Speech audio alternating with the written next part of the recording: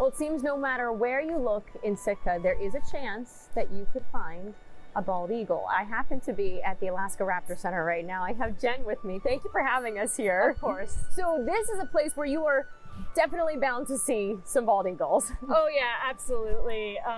Yeah, we are the only full service avian hospital in the entire state of Alaska here. And our primary patient happens to be the bald eagle because of how incredibly abundant they are in Southeast Alaska. This is a total rehabilitation center. Some are able to be released back into the wild, others would stay here. Our primary goal is to rescue, rehabilitate, and release birds back into the wild. Unfortunately, some are too severely injured to survive on their own in the wild. And if they have a good temperament for life in our care, we are able to provide them forever homes here at the center. So we're both a bird hospital and a bird sanctuary. I mean, it is incredible. You just walk through, there's some that are prominently displayed right on the outside here when you're walking in. And then we have a friend that's right behind us. Who's behind us? So that is, he's actually talking to us right now. Hi, that's Volta? That's Volta. Volta is making some noise back there. So what is Volta's story? So Volta is our oldest resident here at the center, and he's been with us the longest. He is in his mid-30s right now. Oh, he came to us in the early 90s after being, he hit a power line, and that's where his name came from. How many birds a year are you rehabilitating or helping?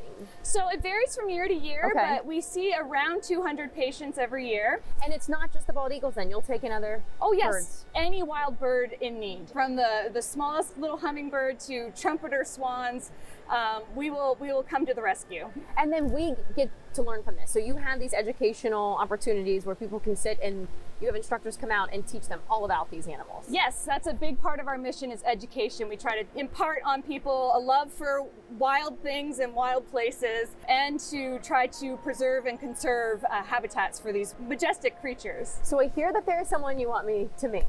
Yes, one of our raptors in residence here. I have a special treat for you. We're going to give you a nice meet and greet with that bird. Well, not only did I find Sophie, I found Narwhal.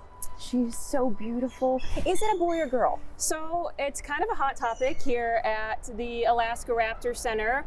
I say she out of habit, but we have been going back to he lately, and that's because we are either a larger male or a smaller female. We're not quite sure. We are considering giving a blood test to try and determine that.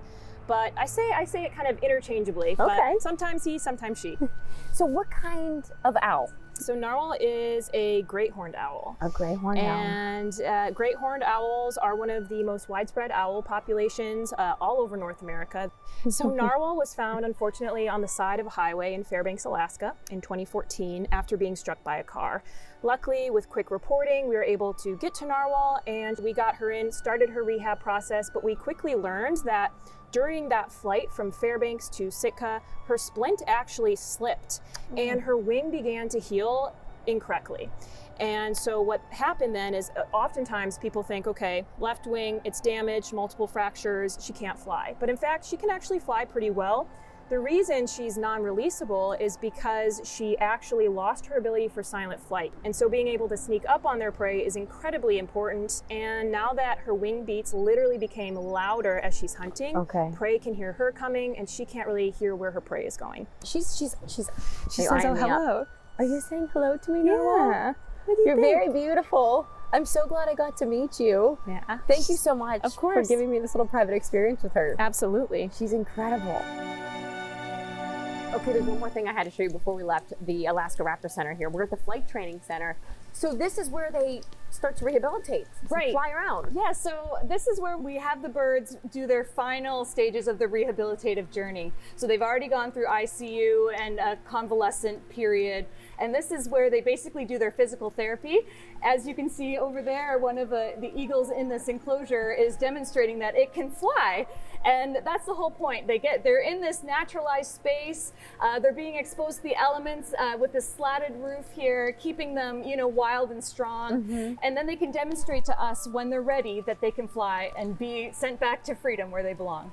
Well, after seeing this, seeing all these beautiful birds, I know that back home, we can really do something to help. We in Cleveland can still help you guys here by making donations. Oh, absolutely. We are a nonprofit charitable organization. Our mission is to promote and enhance wild populations of raptors and all wild species of birds through rehabilitation, education, and research. So if you want to join our membership or help support our efforts here, we would really appreciate that.